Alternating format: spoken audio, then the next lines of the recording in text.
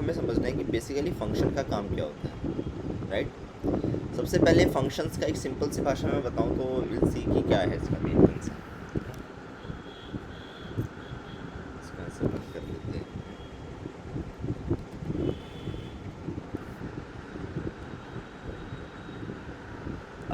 Functions in JavaScript में simple सा बोल दूँ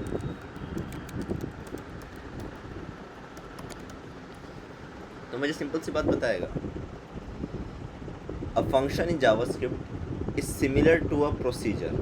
असल में एक प्रोसीजर है, right, like how a set of statement that performs a task और calculates a value, but for a procedure to qualify as a function it should take some input and return an output where there is some obvious relationship with the input and the output। Sir जैसे मान के चलिए हमारे पास ना 100 values हैं, उन 100 value का हम पेयर बना देते हैं, यानी दो दो के पेयर बनते हैं तो 50 पेयर बन गए। अब इन 50 पेयर का मुझे सम करना है।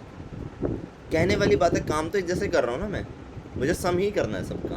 सो जस्ट फॉर एग्जांपल मैं क्या करूँगा, मैं पहले वेरिएबल्स बनाता चलूँगा। Let val1 equals to 10, let val2 equals to 20, right, let sum equals to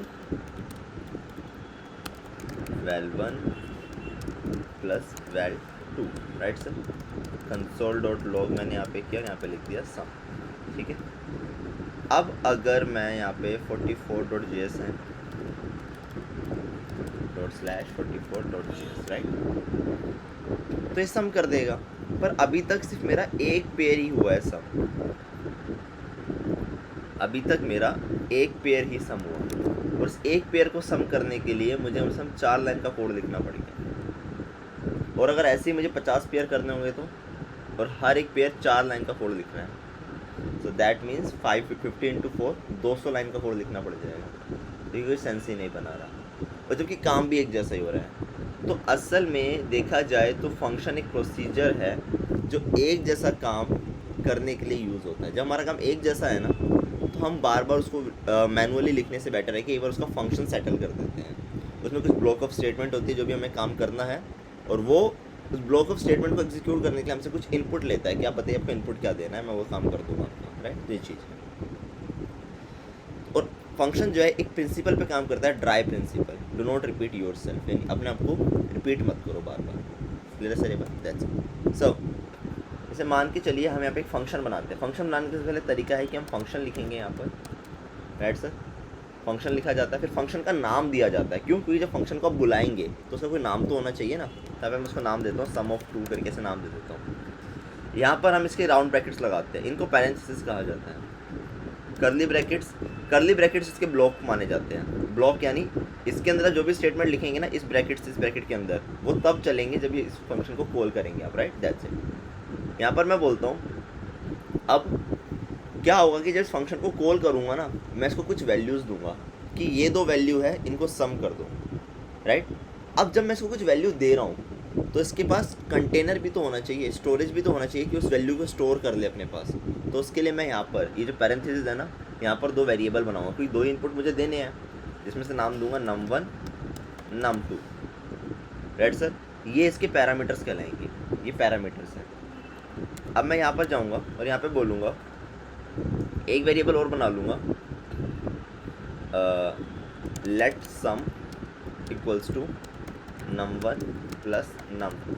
clear है सर ये बात? देखो num1 में और num2 में जो वैल्यू आएगी वो प्लस करके सम को दे देना और कंसोल कर देना सम को, console.log कर देना सम को। अब क्या होगा, अब इस फंक्शन को मैं कॉल करूँगा लाइक दिस, सम ऑफ 2।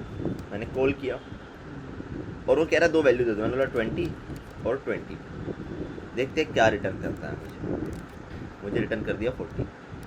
अब क्या हुआ, अब एक जैसे लाइन ऑफ कोड को लिखने के लिए मुझे 1, 2 और 3 लाइनें लिखनी पड़ी, ये 4 लाइन मान लीजिए। अब मुझे बार बार इसको नहीं लिखना पड़ेगा। अब मुझे बस जितनी बार मुझे सम करने, जितने पेयर ऑफ सम करने, उतनी बार बस इस फंक्शन को कॉल करना पड़ेगा और उसको वैल्यू देते जाना होगा, मेरा काम आराम से हो जाएगा। तो पहले मुझे 200 लाइन का कोड लिखना पड़ रहा था। अब मान लो 50 बार कॉल करूँगा, 50 पेयर प्रिंट कर देना मेरे को, तो 50 बार मैं कॉल करूँगा, 4 लाइन का कोड लिखा हुआ है, तो मेरे कितने लाइन का कोड हो गया? सिर्फ 54 लाइन्स का कोड हो गया। तो ये फ़ायदा है do not repeat your self principles पे भी काम कर रहा है। क्लियर सर ये बात? अब असल में ही आपका जो फंक्शन है ना हमेशा कंसोल नहीं करेगा, कई बार आप देखेंगे कि ऐसे कर देगा रिटर्न।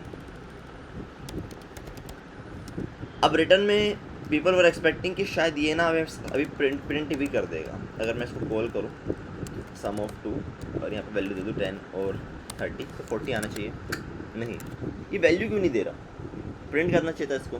द रीज़न इज़ उसने बोला भैया मैं कंसोल नहीं कर रहा हूँ, मैंने आपको जो सम आया है वो रिटर्न कर दिया है। अब मैंने तो रिटर्न किया है, अब आप उसे कहीं तो या तो किसी वेरिएबल में स्टोर करा लीजिए, लेट एंस इक्वल्स टू, और फिर उस वेरिएबल को प्रिंट करा लीजिएगा, है ना सर। यहाँ पे आ जाएगा 40। ये एक तरीका सिंपल सा और है कि आप एक काम कीजिए, सीधा console.log लिखिए और यहाँ पे सम ऑफ 2 कॉल कर दीजिए, console.log के अंदर सम ऑफ 2 को कॉल कर दीजिए। यहाँ पे मैं 40 और 50 दे देता हूँ, तो होगा क्या 50 40 प्लस होंगे और 90 आ जाएगा, राइट। एक तरीका हमारे पास ये आ जाता है, ठीक है, एक तरीका सर ये है। देन अगर आगे बात करी जाए तो ये है सर हम मतलब और क्या क्या करता है? हाँ जी रिटर्न सिर्फ रिटर्न कर देगा value, that's it sir, right. इसका काम है रिटर्न करना वहाँ पे जहाँ से तुम आए हो, यानी जहाँ पे तुम्हें कॉल करा गया वहाँ पे तुम्हें रिटर्न करना, राइट सर। अब ऐसे कुछ फंक्शंस हम बना सकते हैं, राइट। जैसे मान लीजिए मैंने सिंपल सा क्वेश्चन बोला, उस क्वेश्चन में से सिंपल सा क्वेश्चन है, मान लीजिए कि मुझे मेरा यूज़र एक वैल्यू देगा, ठीक है, मुझे चेक करना है कि वैल्यू ओड है या इवन है फंक्शन के थ्रू, वो भी मैं कर सकता हूँ, right. Like function odd even मैंने बना लिया, यहाँ पे लिख दूंगा well curly bracket and here we go. अब वो कह रहा है कि इसको सम कर दीजिए, तो मैं क्या करूँगा, इफ़ अगर मेरी जो वैल है वो मॉडुलस होकर 2 से इक्वल टू जाती है 0, तो मैं रिटर्न कर दूंगा इवन, राइट सर। एल्स मैं रिटर्न कर दूंगा ओड। परफेक्ट सर, ये मैंने कर दिया। अब चाहूँ तो मैं यूज़र से वैल्यू ले सकता हूँ। यूज़र से वैल्यू कैसे लूँगा, मैं एक वेरिएबल बना लूँगा लेट एंस, तो वही प्रॉम्प्ट लगाकर प्लस प्रॉम्प्ट लगाकर एंटर द नंबर, राइट। और फिर क्या करूँगा, इस फंक्शन को कॉल करके ओड इवन, मेरा यूज़र तो वैल्यू इसमें देने वाला है ना मेरे को एंस में, तो यहाँ पे मैं डाल दूँगा क्या आपका जो भी एंस वैल्यू आएगी वो मैं पैरामीटर पास कर दूँगा और लिख दूँगा लेट रिटर्न वैल। मैंने ऐसे फिर क्या होगा, जो रिटर्न करेगा इस वेरिएबल में रखवा लूँगा, मैं फिर कंसोल कर लूँगा इसको रिटर्न वैल, ठीक है। मैंने ऐसे किया, यू विल सी क्या रह दीजिए नंबर 30 क्या देगा इवन है, राइट। मैंने बोला 33 देगा ओड है। आप ऐसे ट्राई कर सकते हैं, इसमें कोई डाउट सर। अब एक बड़ा फंक्शन बनाते हैं। बड़ा फंक्शन बहुत सिंपल सा है। मान के चलिए हमारे पास ना एक एरे है, राइट। लेट एर करके एक एरे है जिसमें कुछ वैल्यूज़ है 1 2 3 4 5 6, राइट। अब मुझे ना क्या करना है, इस एरे पे चेक करना है कि भैया क्या इसमें पर्टिकुलर वैल्यू है, क्या ये पर्टिकुलर वैल्यू है, वो मेरी की कहलाएगी, मेरी की, कि मुझे चेक करना है कि क्या ये कोई वैल्यू है इस एरे के अंदर। तो कैसे होने वाला है, मैं क्या करूँगा यहाँ पर लेट की, मेरा यूज़र बताएगा चेक करने के लिए, उसे चेक करना है कि क्या इस एरे में है, तो बोल दूँगा enter the key you want to check,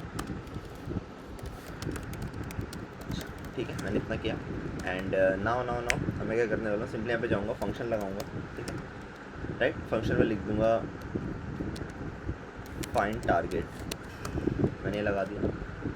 अब ये मुझसे दो चीज़ें मांगेगा कि किस एरे में चेक करना है और दूसरा उस एरे में क्या वैल्यू चेक करनी है। एरे तो मेरा ये है और जो वैल्यू चेक करनी है वो कहाँ आएगी, मेरी की में आएगी। मैं बोलूँगा एक बना देता हूँ, एक तो मेरा एरे रहेगा, राइट, और एक मेरी की वैल रहेगी, यानी की वैल्यू। ये मेरे पैरामीटर्स है दोनों, जो मुझे दोनों देने पड़ेंगे। और सर एक चीज़ हो रहा है, पैरामीटर में फर्स्ट कम फर्स्ट सर्व होता है, यानी जब आप कॉल कर रहे हैं ना, तो जो वैल्यू आप पहले देंगे वो वैल्यू ही पहले पैरामीटर में जाएगी, राइट। ऐसा नहीं है कि आपने अगर की दे दे तो की में जाएगी, नहीं, वो एरे में चली जाएगी फिर, राइट सर। हमने इतना किया। अब मैं क्या करूँगा, मुझे पता है मैं एरे के टाइम पे तो एरे भेजने वाला हूँ, मैं एरे पे फॉर लूप चलाऊँगा, एरे पे फॉर लूप चलाऊँगा। मैंने एरे पे फॉर लूप चलाया, लेट आई इक्वल्स टू 0 से लेकर और i less than equals to array dot length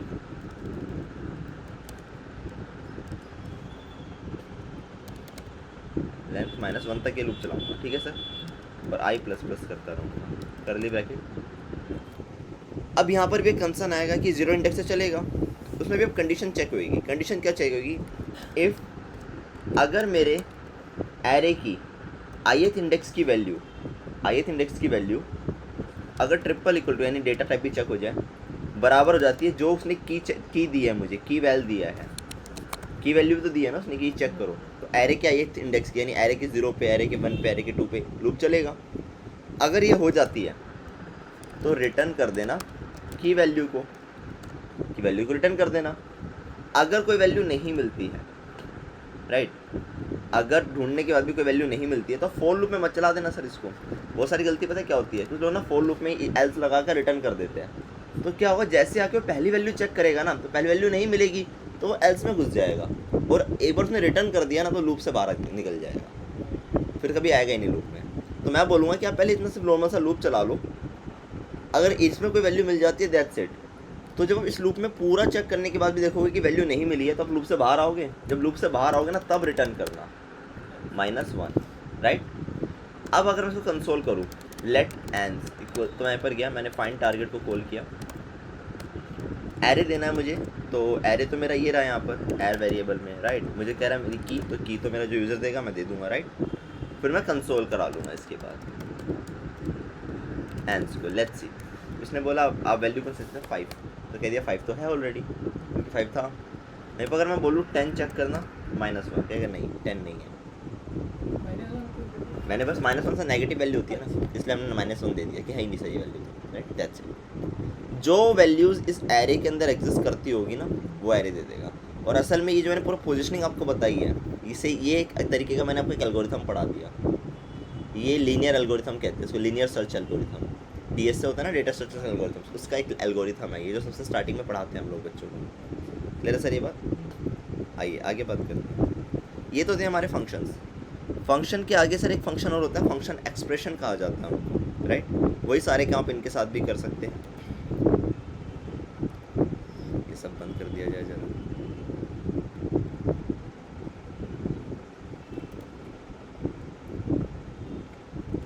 function expression की कहानी क्या है मैं बताती हूँ आपको, इसको बंद करते हैं पहले यार, इतना कोड किसने लिख दिया है। देखिए सर, अब जैसे मान के चलिए ये तो असल में एक वेरिएबल है, राइट। लेट मैंने यहाँ पे लिखा लेट इज इवन और ओड, राइट, ओड लिख दिया मैंने, ये तो असल में एक वेरिएबल है। अब अगर इसके अंदर मैं फंक्शन बना दूँ एक, राइट, इसके अंदर अगर मैं एक फंक्शन बना दूँ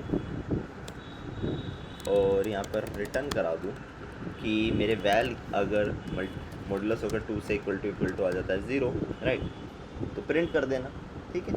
इज इवन चेक कर लेता है, इज इवन, तो मुझे रिटर्न कर देगा ट्रू या फॉल्स, है ना सर, ये मैंने कह दिया। अब यहाँ पे हुआ क्या कि ये फंक्शन जो है ना, ये नॉर्मल फंक्शन नहीं है, अब ये फंक्शन एक वेरिएबल के अंदर है, राइट सर, ये फंक्शन एक वेरिएबल के अंदर है। तो असल में देखा जाए तो वेरिएबल को तो हम हमेशा ऐसे ही कॉल करते हैं ना, इज इवन करके बस कर लेते हैं कॉल और हमें प्रिंट कर देता है। नहीं, इस बार ऐसा नहीं होगा। अब ऐसा क्यों नहीं होगा, इसके पीछे बहुत सिंपल सा रीज़न ये है कि असल में इस वेरिएबल के अंदर कोई वैल्यू नहीं है, इस वेरिएबल के अंदर एक फंक्शन है, इस वेरिएबल के अंदर एक फंक्शन है। तो ये जो फंक्शन है ना, ये असल में क्या कर रहा है, तो क्या हुआ है, फंक्शन है, तो फंक्शन का जो एक्सप्रेशन है यानी फंक्शन का जो बिहेवियर है, फंक्शन असल में वेरिएबल के अंदर स्टोर होने की वजह से इस फंक्शन का एक्सप्रेशन किस पर चला गया, इस वेरिएबल पर चला गया। तो ये फंक्शन भी, सो ये वेरिएबल भी अब एक फंक्शन की तरह कॉल हो रहा है। समझे इस बात को आप? इस वेरिएबल के अंदर एक फंक्शन था, तो फंक्शन का एक्सप्रेशन, बिकॉज ऑफ फंक्शन इस वेरिएबल के अंदर है, तो फंक्शन का एक्सप्रेशन इस वेरिएबल में चला गया। तो अब ये जो वेरिएबल है ये फंक्शन की तरह बिहेव कर रहा है, फंक्शन की तरह इन्वोक भी हो रहा है। कॉल, फंक्शन को कॉल करने को ना इन्वोकिंग भी कहते हैं कि इन्वोक हो रहा है function, right sir, that's it. ये मैंने किया यहाँ पर। अब मैं यहाँ पे प्रिंट करता हूँ एंड विल सी, मैं चेक करता हूँ कि मुझे 40 बता दीजिए, क्या 40 सच में है ऐसा, कौन सी वैल्यू है, 45.js, राइट, 45.js मैंने यहाँ पे दिया and you will C, return भी नहीं आया, मुझे यहाँ पे भी चेक करना पड़ेगा, यू विल सी ट्रू आ गया सर, राइट। वहीं पे ये ना बोलता है इट्स 41, कहेगा नहीं फॉल्स, क्लियर है सर चीज़, तो ये मैं यहाँ पे कर सकता हूँ। नाउ अब ऐसे आप बाकी सारे फंक्शन, बाकी सारे क्वेश्चन भी बना सकते हैं, राइट। मतलब जो मैंने फाइंड टारगेट वाला आपको बताया था वही आप वेरिएबल के अंदर भी रख के बना पाएंगे, आराम से बन जाएगा, है ना, ये पॉसिबल है। अब आता है एरो फंक्शन, सिंगल लाइनर्स भी कहा जाता है सर इनको, एरो फंक्शन। ये कुछ कमाल के फंक्शंस हैं, सिंगल लाइन कोड लिखने के लिए, सिंगल लाइन फंक्शन बनाने के लिए यूज़ होता है ये function. I will tell you, big fat arrow भी कहते हैं इसको, एरो फंक्शन भी कहा जाता है। देखिए एरो फंक्शन असल में एक एनोनिमस फंक्शंस होते हैं, यानी वो फंक्शन जिनका कोई नाम ही नहीं है।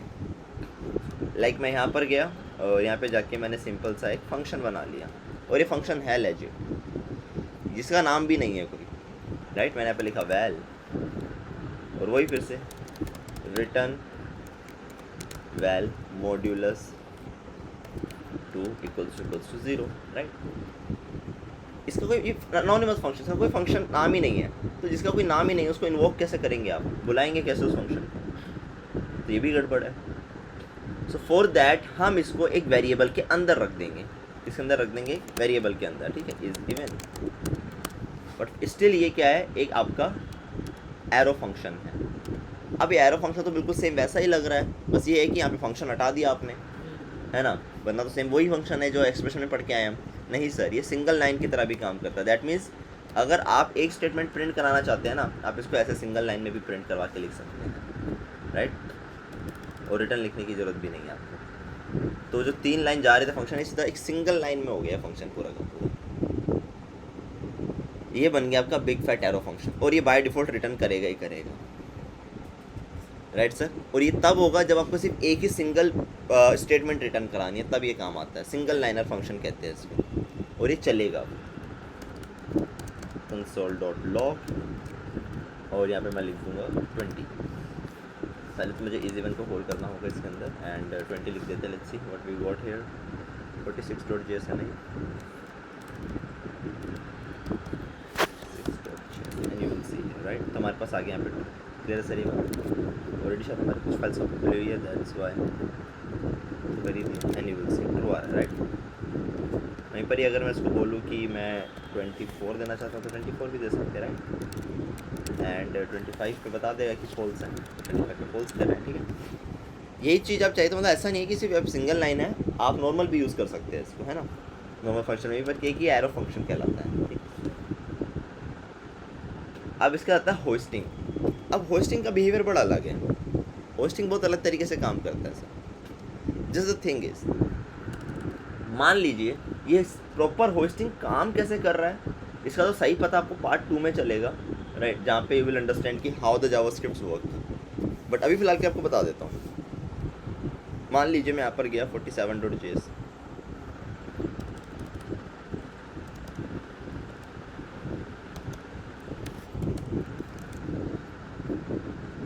मैं यहाँ पे क्या करता हूँ, मैं लिखता हूँ लेट वैल = 20, राइट सर। अब मैंने वैल अगर यहाँ डिक्लेयर करी है तो मैं इसको एक्सेस तो इसके बाद ही कर सकता हूँ ना। अगर मैं इससे पहले एक्सेस करने की कोशिश करूँ तो इसे, मतलब डिक्लेयर बाद में कर रहा हूँ, वैल पहले कर रहा हूँ, मतलब कॉल पहले कर रहा हूँ, राइट। तो क्या आएगा आंसर, यहाँ पे सेव भी करें, कह रहा है uncaught reference error cannot access val before initialization. कह रहा है आपने इनिशियलाइज तो बाद में किया है, पहले कैसे कॉल कर रहे हो, पहले पॉसिबल ही नहीं है कॉल करना।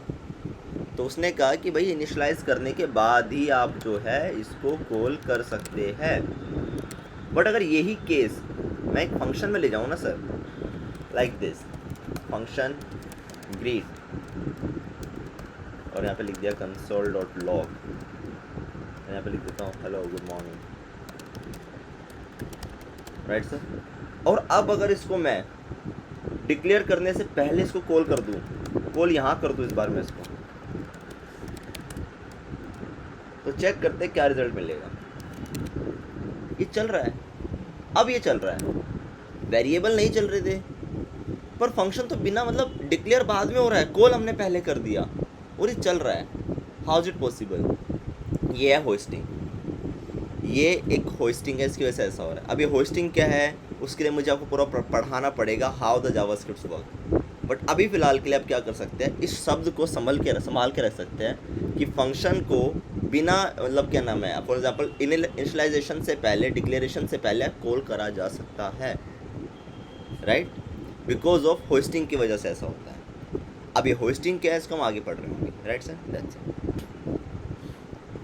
ये कंसेप्ट अभी दिमाग में रख सकते हैं आप अपने, ठीक है। अब आता है फंक्शन इनसाइड फंक्शन, फंक्शन के अंदर फंक्शन बनेंगे अब, राइट। तो फंक्शन के अंदर फंक्शन कैसे बन सकते हैं, सिंपल है। मान लीजिए जी मेरा यहाँ पर एक फंक्शन है, ठीक है, मैंने यहाँ पे बनाया एक फंक्शन, ऐप नाम का मैंने एक फंक्शन बना लिया यहाँ पर, राइट सर। अब ये क्या करता हूँ, इसके अंदर एक फंक्शन बनाता हूँ, इस फंक्शन के अंदर फंक्शन बनेगा भाई, राइट। यहाँ पे क्या करूँगा, लिखूँगा फंक्शन, इसमें लिख दूँगा ऐड, ये दो वैल्यूज़ ऐड करेगा, val1 val2 कर्ली ब्रैकेट, और क्या करेगा, console.log val1 प्लस val2 को प्रिंट कर देगा, ठीक है सर, दैट्स इट। ऐसे इसके अंदर एक और फंक्शन बना लेता हूँ, इसके अंदर एक और फंक्शन बना लेता हूँ, ठीक है, फंक्शन मल्टीप्लाई हो जाएगा वहाँ पे हमारा, ठीक है, val1 val2 curly bracket console.log, यहाँ पर val1 इंटू val2। अब एक चीज़ समझिए, एक ना चीज़ होती है स्कोप होता है एक। अब ये जो फंक्शन है बेसिकली ऐप फंक्शन, ये तो इस पूरी फाइल में है, तो इसका जो स्कोप है ग्लोबल स्कोप है। ग्लोबल स्कोप मतलब इस फाइल में आप इसे कहीं भी कॉल कर सकते हैं, इवन इससे ऊपर भी कॉल कर सकते हैं। क्यों कर सकते हैं, क्योंकि थोड़ी देर पहले आपको पढ़ा के आया हूँ, होस्टिंग की वजह से, राइट। तो ये तो यहाँ कॉल हो जाएंगे, ये फंक्शन तो यहाँ कॉल हो जाएगा, बट ये दो फंक्शन तो इसके अंदर है, तो इनका स्कोप अब ग्लोबल स्कोप रहा ही नहीं है, इनका स्कोप इस फंक्शन के अराउंड रह गया है, राइट। तो दैट मीन्स ये ब्लॉक स्कोप में है इस टाइम। तो इसका मतलब कहीं ना कहीं ये है कि ये जो फंक्शंस हैं इस ऐप के अंदर ही कॉल होंगे, बाहर कॉल नहीं हो सकते। तो यहाँ पे मैं कॉल करके ऐड करूँगा 20 40, सेम ऐसे ही मैं यहाँ पे मल्टीप्लाई करके यहाँ पे ऐड करूँगा 30 और 30। क्लियर है सर ये बात, this is the way. But अगर मान लीजिए मैं ऐप को ही कॉल ना करूँ तो ये काम होगा, ये काम तब भी नहीं होगा। पहले 48 फाइल लगा था,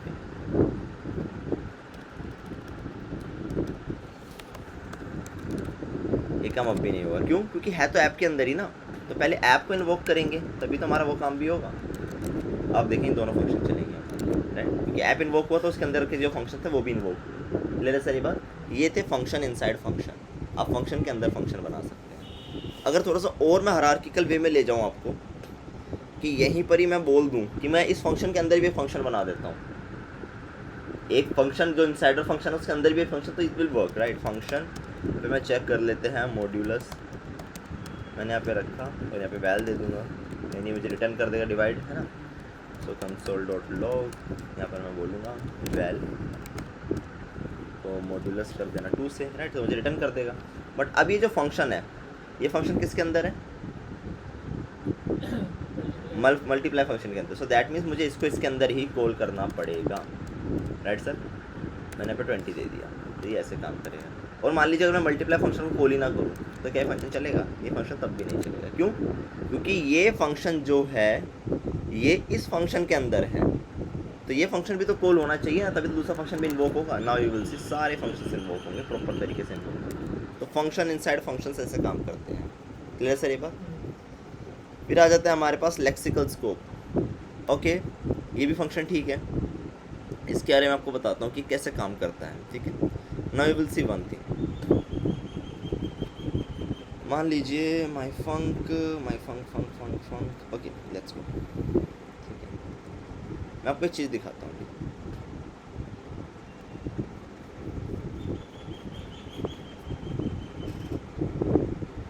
मैं यहाँ पर गया, अपने फंक्शन बना लेता हूँ माई ऐप, ठीक है।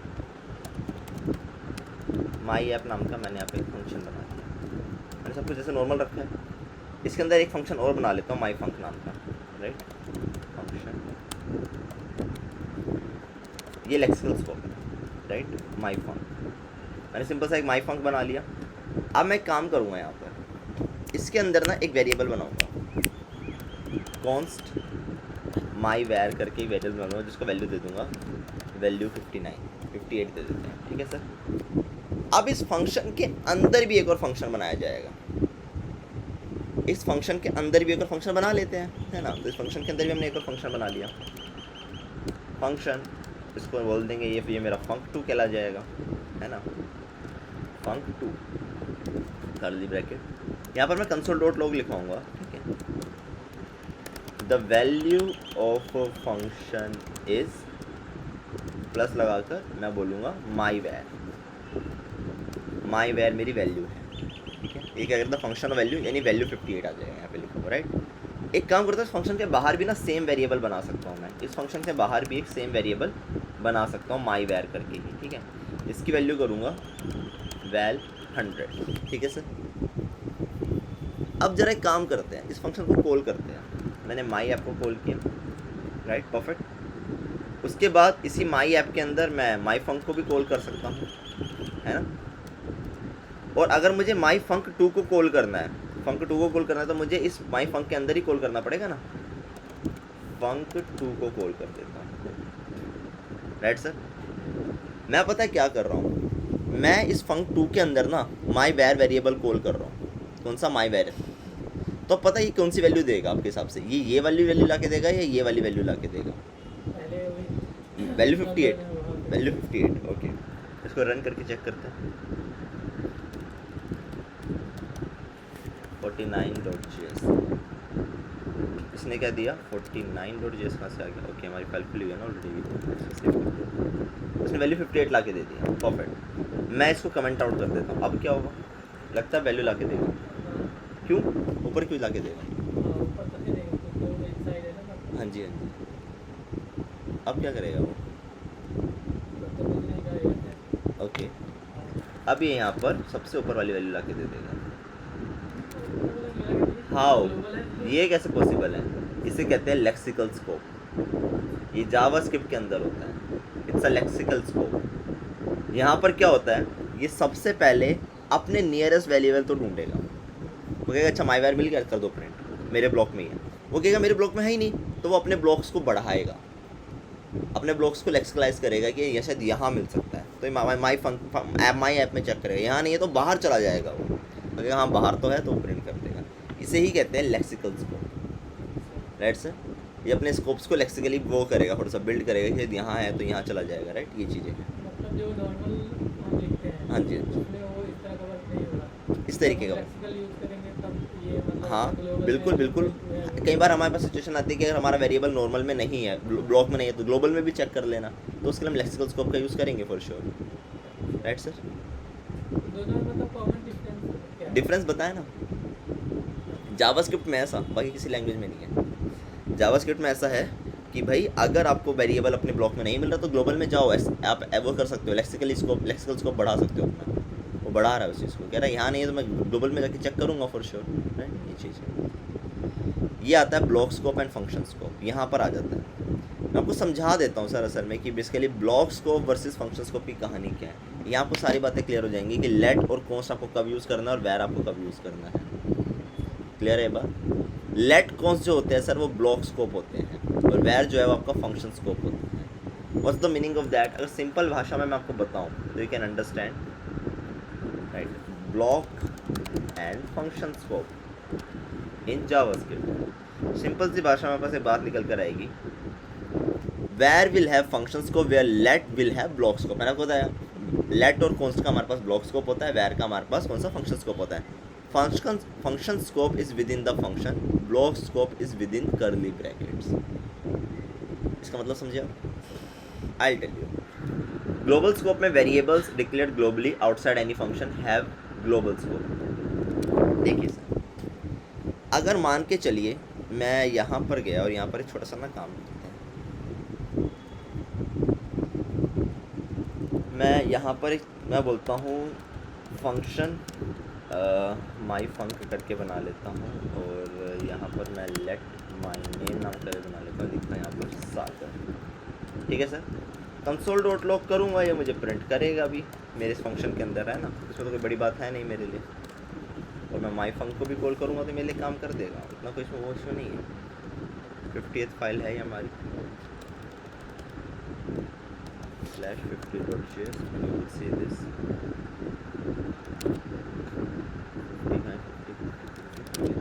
मैंने सागर प्रिंट कर दिया। अब अगर सोचिए मैं कंसोल डॉट लॉग करके इस माई नेम को एक्सेस करने की कोशिश करूँ तो क्या मिलने वाला है मेरे को?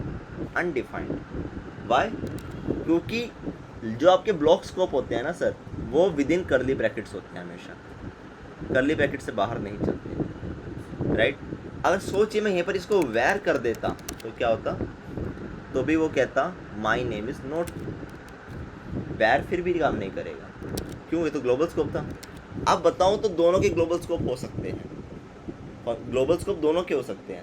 ऐसा नहीं, अगर मैं लेट को फॉर एग्जांपल यहाँ भी ले आता ना, मान लीजिए अगर मैं एक काम करता, मैं लेट को अगर यहाँ ले आता, इसको यहाँ ना रख के यहाँ भी ले आता ना, तो आप एक चीज़ देखते कि दोनों में सागर चल रहे हैं। तो ये लेटर ब्लॉक का क्या काम रह गया? देखिए सिंपल सी कहानी ये है कि लेटर फॉर्म्स मोस्टली ब्लॉक उसमें होते हैं, ब्लॉक बिहेवियर पे काम करते हैं। बट द ऑप्शन इज़ जब हम वेरिएबल के अंदर इन वेरिएबल्स को यूज़ कर रहे होते हैं ना, तो मोस्टली हम लेट यूज़ करते हैं।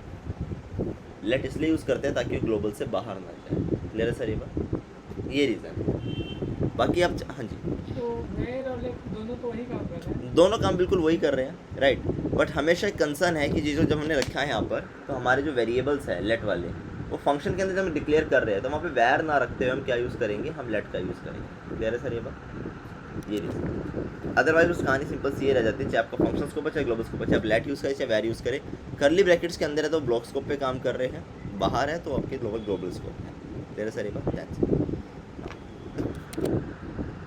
अब आगे बात करते हैं। फाइनली हमने सेंचुरी, हाफ सेंचुरी कंप्लीट कर ली है। अब हमारे पास आएगा इसके बाद default parameters, right? Rest parameters हम पढ़ेंगे आगे चल के। Parameter destructuring, call back functions, function returning functions.